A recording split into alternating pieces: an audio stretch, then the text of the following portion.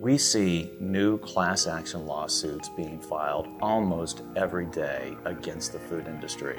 And one of the most troubling aspects about these suits is that they're being filed by lawyers who have a lot of money. And they're putting those resources behind the complaints that they're bringing against the food industry, hoping that it's going to be the next big pocket that they can try to fleece in order to line their pockets, similarly to what they did against big tobacco.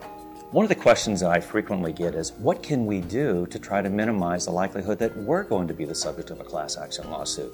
My first response is, take a very critical look at their labels. And I'm aware of a lot of companies today that are reevaluating their labels. They are putting them through a very thorough vetting.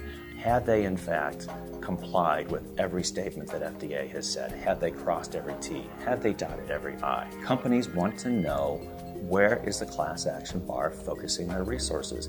The area of natural is a claim that's been ripe with class action lawsuits, with probably over 70 class action lawsuits challenging the use of natural in various products. If they decide to make a claim regarding the natural status of their particular products, they need to recognize that that claim is going to be vulnerable. If you are in a situation where unfortunately you do find yourself being sued in a state court, you need to seek outside counsel who's experienced in handling not only the class action aspects, but can help you build your defense as to why your particular label or advertising claim was in fact made consistent with the regulatory requirements. You're going to be less likely to be the recipient of a class action lawsuit.